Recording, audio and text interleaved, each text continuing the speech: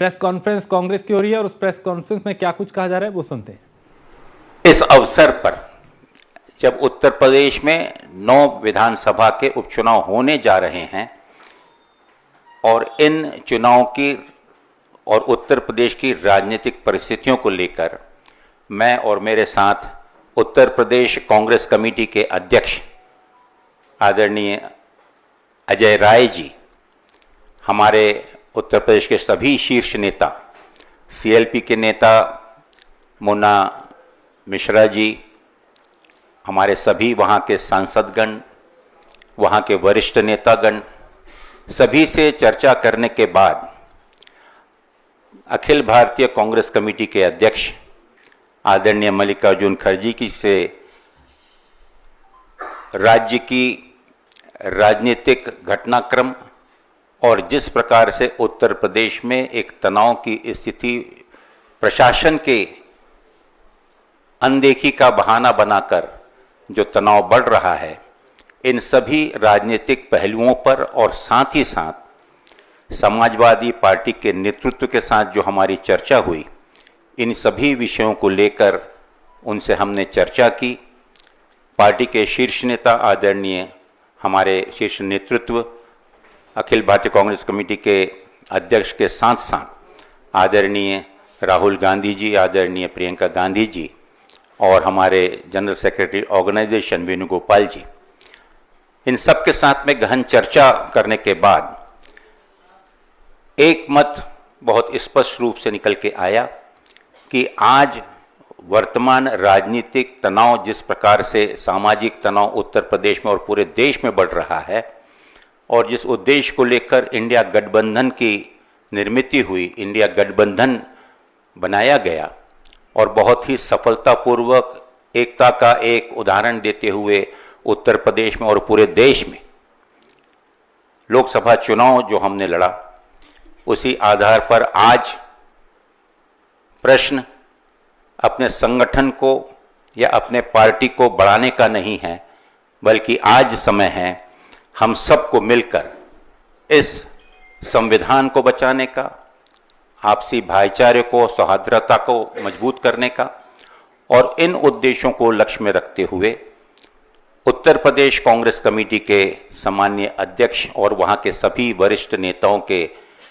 सुझाव अनुसार आदरणीय कांग्रेस अध्यक्ष से सहमति लेकर हमने निर्णय लिया है कि उत्तर प्रदेश में कांग्रेस पार्टी अपने उम्मीदवार नहीं उतारेगी एवं इंडिया गठबंधन के सभी उम्मीदवारों को एकजुटता के साथ, मजबूती के साथ उनकी विजय के लिए प्रयासरत रहेंगे। मैं आपको बतलाना चाहूँगा कि पिछले दिनों उत्तर प्रदेश कांग्रेस कमेटी के नेतृत्व में उत्तर प्रदेश के इन सभी 10 विधानसभाओं में बहुत ही सफलतापूर्वक संविधान बचाओ संकल्प सम्मेलनों का आयोजन किया गया, जहां पर हजारों की तादाद में वहां के कार्यकर्ता, वहां की जनता और वहां के बुद्धिजीवी वर्ग के लोग उपस्थित रहे। और इस सफलता के बाद एक चीज का एहसास हमें हुआ कि आज अगर भारतीय जनता पार्टी को या एनडीए को अगर हमने नहीं रोका तो आने वाले समय में यह संविधान, भाईचारा, आपसी सौहार्दता और भी कमजोर हो जाएगी। और इन्हीं चीज़ों को लक्ष्य में रखते हुए, जबकि उत्तर प्रदेश कांग्रेस कमेटी ने इन 10 चुनाव में एक बहुत ही साहसिक शुरुआत करते हुए और लोकसभा चुनाव के नतीजों को मद्देनजर रखते हुए उत्तर प्रदेश के कांग्रेस के कार्यकर्ताओं ने एक संकल्प लिया है कि कोई भी स्थिति में भारतीय जनता पार्टी के उम्मीदवारों को कड़ी शिकस्त हमें देनी है, ताकि आने वाले 2027 के चुनाव पर इसका एक सकारात्मक परिणाम हो और संगठन को मजबूत करते हुए सशक्तिकरण के साथ हम 2027 के तैयारी में और मजबूती के साथ लगें। तो मैं आज यहाँ पर जाहिर रूप से प्रदेश कांग्रेस कमेटी के अध्यक्ष और उनके अनुमोदन अनुसार और आदरणीय कांग्रेस अध्यक्ष के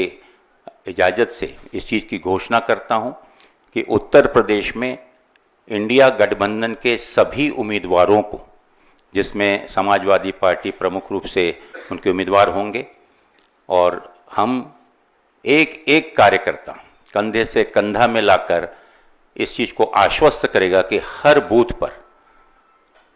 कार्यकर्ता पूरी ताकत के साथ कार्य करेंगे और जो भी उम्मीदवार दिया होगा उसे विजयी बनाने के लिए पूरा प्रयास करेंगे। बहुत बहुत धन्यवाद।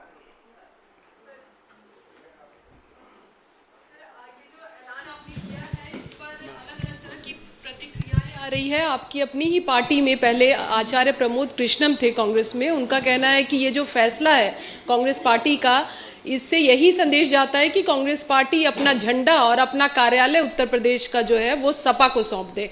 अपने मूल्यों पर आप सपा को मजबूत करने का काम कर रहे हैं, क्या कहेंगे इस पर? आदरणीय प्रमोद आचार्य जी के इस वक्तव्य पे मैं आवश्यक नहीं समझता, क्योंकि बड़े बुद्धिजीवी हैं, और एक राष्ट्रीय पार्टी अगर देश हित में, संविधान के हित में, भाईचारे के हित में, और जिस प्रकार की अराजकता और गुंडा राज आज उत्तर प्रदेश में चल रहा है, अगर राजनीति को हम सामाजिकता से ऊपर अगर समझें, और मैं समझता हूं कि माननीय राहुल गांधी जी ने और आदरणीय मल्लिकार्जुन खड़गे जी ने ये जो संदेश है, ये संदेश एक सकारात्मक राजनीति की शुरुआत के ओर इशारा करता है, जहां पर राजनीति से उठकर इस देश की एकता, अखंडता, सौहार्दता, संविधान और हमारे हर वर्ग के लोगों का सम्मान, ये उसकी प्राथमिकता है। और जैसा मैंने कहा कि सीट आवश्यकता नहीं है, जीत आवश्यकता है, और वो जीत भारतीय जनता पार्टी को और एनडीए को परास्त करने की हमारी प्राथमिकता है। और उसके चलते हुए रणनीति के तहत आज आवश्यक है कि कांग्रेस पार्टी इस देश की प्रमुख विपक्षी दल होने के नाते अपने जिम्मेदारी का एहसास हमें है, और इसके चलते हुए बहुत ही उदारता के साथ हमने ये निर्णय लिया है कि समाजवादी पार्टी और जो भी इंडिया गठबंधन के उम्मीदवार दिए जाएंगे,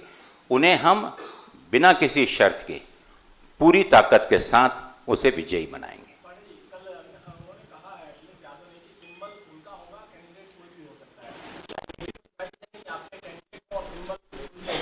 मैं बहुत स्पष्ट कर दूं, सिंबल भी समाजवादी पार्टी का ही होगा, और या घटक दल, इंडिया गठबंधन के जो घटक दल अगर कोई होंगे उनका होगा, और उम्मीदवार भी उनके होंगे। ना ही कांग्रेस पार्टी का कोई उम्मीदवार होगा और ना ही कांग्रेस पार्टी किसी दूसरे सिंबल पे लड़ने जा रही है। बिना किसी शर्त के हमने समाज के हित में एक सकारात्मक मजबूत राजनीति के चलते हुए माननीय राहुल गांधी जी और आदरणीय मल्लिकार्जुन खड़गे जी और हमारी नेता आदरणीय प्रियंका गांधी जी के निर्देशानुसार और जिस भावनाओं के चलते हुए पिछले दिनों 10,700 किलोमीटर से भी ज़्यादा की यात्रा इस देश को जोड़ने और लोगों के बीच एक प्रेम का संदेश देने का जो त्याग, तपस्या आदरणीय राहुल गांधी जी ने की, वो सिर्फ शाब्दिक रूप से नहीं, उन्होंने, और आज इस निर्णय के साथ मैं गर्व के साथ कह सकता हूं कि आज कांग्रेस पार्टी देश के प्रति जो उसकी जिम्मेदारी है, एक प्रमुख विपक्षी दल के तौर पर जो जिम्मेदारी है, उसका निर्वहन कर रही है। सर अजय राय जी से सवाल है, और सर आप सभी। अजय जी, अभी आप वाराणसी में प्रधानमंत्री नरेंद्र मोदी के खिलाफ चुनाव लड़े थे। नीरज हूँ न्यूज़ 18 इंडिया से। तो उनकी मार्जिन को कम कर दिया था और आप लोगों ने अपने गठबंधन और कांग्रेस पार्टी की मजबूती का ढिंढोरा भी बहुत पीटा था। मेरा सवाल यह कि क्या संगठन में इतनी ताकत नहीं कि 2 ही सीटों पर लड़ते और जो संविधान